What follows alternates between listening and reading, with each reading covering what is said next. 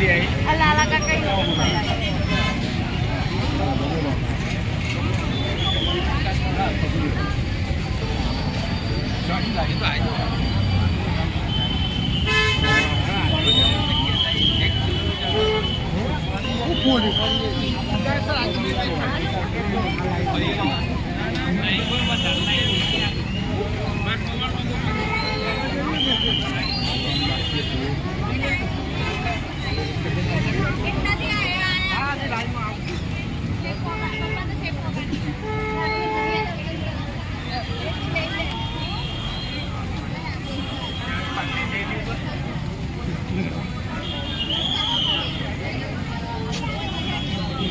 શું છે હોકા વિડીયો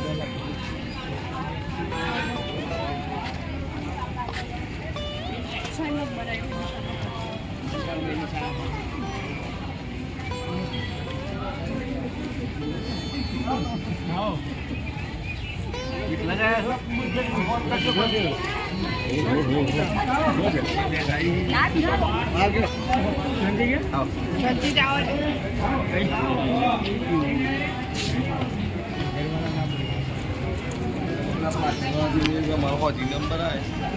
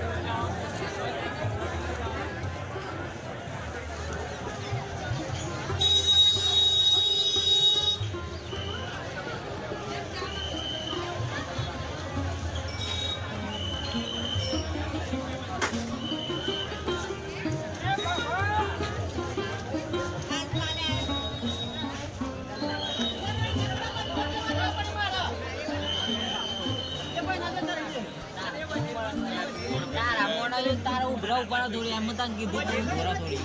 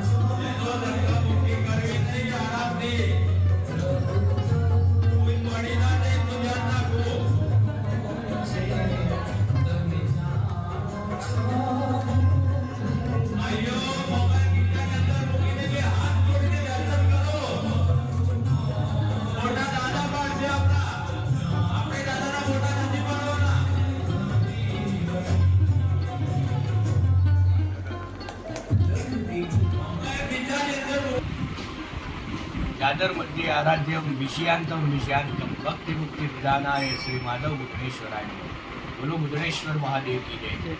જેમના નામ માત્રથી ઝેર ઉતરી જાય છે એવા મુદ્રેશ્વર મહાદેવના સાનિધ્યમાં ત્રિદિવસીય સાબરકાંઠાનો પ્રખ્યાત મેળો યોજાય છે, જેમાં ભાવિ ભક્તો સવારે 3 વાગ્યાથી લાંબી લાઈનમાં ઊભા હોય છે. આજુબાજુના ગામના અને એ આજુબાજુની પબ્લિક એમની માન્યતા હોય છે વર્ષો પુરાણી. ઘણા લોકો ચાલતા પણ આવે છે. જે લોકો અહીંયા ચાલતા આવે છે અને દાદાની માનતા રાખે છે એમની માનતા અવશ્ય પૂર્ણ થાય છે. અહીંયા આવ્યા પછી મુખી દ્વારા શ્રીફળ વધેર્યા પૂજાપાઠ કરીને શ્રીફળ વધેર્યા પછી દરેક પબ્લિક અહીંયા શ્રીફળ વધેરે છે. અહીંયા જાદર ગામજનો દ્વારા ચા અને નાસ્તાનું આયોજન કરવામાં આવે છે. સુંદર મજાનો જાદર ગામના યુવક મંડળો દ્વારા દાદાનો શણગાર કરવામાં આવે છે, ફૂલદાની કરવામાં આવે છે અને સરસ મજાનું લાઇટિંગ કરવામાં આવે છે. જે પણ ભક્તો આ મંદિરના દર્શન નથી કર્યા તેમને જણાવીએ કે આ દાદાના માત્ર દર્શન કરવાથી જ તમારી સર્વ મનોકામના પૂર્ણ થાય છે. આ દાદાનો મહિમા એટલો છે કે જો તમારે શ્રીફળ વધેરવાનું બાકી રહી ગયું હોય તો દાદા રાત્રે સપનામાં આવે છે અને તમને યાદ આવે છે અને તમે શ્રીફળ વધેરો તો પછી દાદા સ્વપ્નમાં નથી આવતા. દાદાનો મહિમા તમે જણાવો એટલો ઓછો છે. આ દાદાના મહિમામાં શ્રાવણ મહિનામાં ખૂબ જ મોટી સંખ્યામાં પબ્લિક આવે છે. શ્રાવણના પ્રથમ સોમવારે ખૂબ જ પબ્લિક આવે છે. અહીંયા લીમડાનું ઝાડ છે, લીમડાના ઝાડથી તમને ઝેર ઉતારવામાં આવે છે. ઝેર ઉતરતા તમને લીમડો એ કડવો લાગે છે, બરાબર. પછી એના પછી દાદાના દર્શન કરી અહીંયા શ્રીફળ વધેરી બધા પોતાના ઘરે જાય છે. દાદાનો મહિમા એટલો છે કે શ્રાવણના 4 સોમવાર ખૂબ જ મોટી સંખ્યામાં પબ્લિક આવે છે. દર સોમવારે જો તમારે કોઈ પણ જાતની તકલીફ હોય કે તમને કોઈ પ્રોબ્લેમ હોય તો દાદાની જો સોમવારે માનતા રાખો તમે અને સોમવારે દાદાનું દર્શન કરો તો તમારી માનતા અવશ્ય પૂરી થાય છે. દાદાની સરસ મજાની દરરોજ આરતી થાય છે. આ વિશ્વમાં એક જ મંદિર એવું છે કે જેમના નામ માત્રથી ઝેર ઉતરી જાય છે. દિવાળીના ટાઈમે પણ સરસ મજાનો અન્નકૂટ કરવામાં આવે છે. ખૂબ જ મોટી સંખ્યામાં ભાવિક ભક્તો આવે છે. અને હા, દાદાનો મોટામાં મોટો તહેવાર એટલે મહાશિવરાત્રિ. મહાશિવરાત્રિ એ તો જાદરમાં સૌથી મોટો તહેવાર ઉજવવામાં આવે છે. દાદા પોતે નગર ભ્રમણ કરવા જાય છે. દાદા એક દિવસ એવો હોય છે કે આખા વર્ષમાં કે જ્યારે બધા માનવીઓ દાદાના દર્શન કરવા માટે મંદિરે આવે, જ્યારે એક દિવસમાં દાદા આખા ગામને દર્શન આપે છે. સરસ મજાનો ઉત્સવ થાય છે. સવારે ફરાહાર કરવામાં આવે છે, બરાબર. એના પછી દાદાના નગર ભ્રમણ કરે છે. નગર પડીને આવીને સાંજે અદ્ભુત શણગાર કરવામાં આવે છે. સાંજે મહાઆરતી થાય છે. રાત્રે બબે આતાશબાજી થાય છે. અને ખાસ દાદા તો મુદ્રેશ્વર મહાદેવ દાદાનું નામ અને આ જે ઇતિહાસ છે એ તમને કહું છું. અહીંયા મુદ્રેશ્વર દાદાનો 5 ભાઈ અને 2 બહેનનો પરિવાર હતો. એમાં માધવ મુદ્રેશ્વર વાચા ભજમ વાડીનાથ અને એમના ભાણા કુકરેશ્વર અને બેન લાસભાઈ અને લાડુમા. વર્ષો પહેલાની એવી માન્યતા છે કે અહીંયા એક નાગ દેવતા ગાયનું દૂધ અહીંયા પી જતા, જે અત્યારે હાલ દાદાનું સ્થાનક છે ત્યાં નાગ દેવતા ગાયનું દૂધ પી જતા હતા. તો ગોવાડિયાઓને ગાય દૂધ નથી આપતી, તો ગોવાડિયાઓએ વિચાર કર્યો કે મારી ગાય દૂધ ક્યાં જાય છે. ત્યારે એમને જોયું તો અહીંયા નાગ દેવતા દૂધ પી જતા હતા. એટલા માટે અહીંયા નાગ દેવતા દૂધ પી જતા હતા, તો એમને જે અહીંયા જંગલ હતું તે સળગાયું. જંગલ સળગાયું તો નાગ દેવતાએ બૂમ પાડી કે બચાવો બચાવો. ત્યારે આ માધવ મુદ્રેશ્વર અહીંયા બચાવવા આવ્યા અને નાગ દેવતાને પોતાના મસ્તક પર બેસાડી એમને બહાર સહી સલામત લઈ ગયા. એમાં બંને ભાઈઓ વિરગત પામ્યા અને નાગ દેવતાએ આશીર્વાદ આપ્યો કે તે મારી રક્ષા કરી છે, એટલે તારા ભલે હું અહીંયા સ્વયંભૂ બિરાજું છું પણ તારા નામથી અહીંયા ઝેર માત્ર ઉતરી જશે. એટલે માધવ મુદ્રેશ્વર રહ્યું. બીજા અહીંયાથી દૂર ખેતરમાં પાછા બચમ મહાદેવ છે, તેમની ડેરી છે, તેમનું મંદિર છે. ત્યાં મંદિરના દર્શન કરવાથી પણ આટલી જ આપણી ઈચ્છાઓ પૂર્ણ થાય છે. એના પછી વાડીનાથ છે, વાડીનાથ મહાદેવનું મંદિર અહીંયા નજીકમાં જ છે, 1 કિલોમીટરના અંતરાયમાં. એના પછી અહીંયા દક્ષિણ દિશા તરફ કુકડેશ્વર મહાદેવનું મંદિર છે. અહીંયા આરોડા રોડ ઉપર જતા લાસબાઈ માનું એ મંદિર છે. એમ આખો આ પરિવાર અહીંયા નિર્ગતિ પામ્યો હતો અને એમના નામ માત્રથી આ ચૌહાણ કુળના વંશજ હતા. માધવ મુદ્રેશ્વર વાચા ભજમ વાડીનાથ ભાણા કુકડેશ્વર બેન લાસબાઈ અને લાડુમા. આ આખો પરિવાર એમનો અહીંયા નિર્ગતિ પામ્યો. દાદાનો મહિમા તમને જણાવું તો દાદાનો મહિમા તમે માનો એટલો ઓછો છે. દાદાની જેટલી સેવા કરશો એટલું જ દાદા તમારું સારું કરે છે. કોઈ પણ વ્યક્તિ અહીંયા દાદાના દ્વારે આવીને ખાલી અહીંયા મંદિરમાં અડધો કલાક કે 10 મિનિટ બેસે તો પણ એને આ મંદિરમાં 1 કલાક 2 કલાક બેસવાનું મન થાય છે. દાદાનો અદ્ભુત મજાનો શણગાર દાદર ગામના યુવાનો દ્વારા કરવામાં આવે છે. જેટલી બને તેટલી આ દાદાના દર્શન કરવા અને હા, તમારી કોઈ પણ જાતની મનોકામના હોય તો આ દાદાની માનતા રાખવી. દાદા એકમાત્ર શ્રીફળથી સુખડીથી દાદા તમારી બધી જ ઈચ્છાઓ પૂર્ણ કરે છે. બોલો નમઃ પાર્વતી પતે, હર હર મહાદેવ.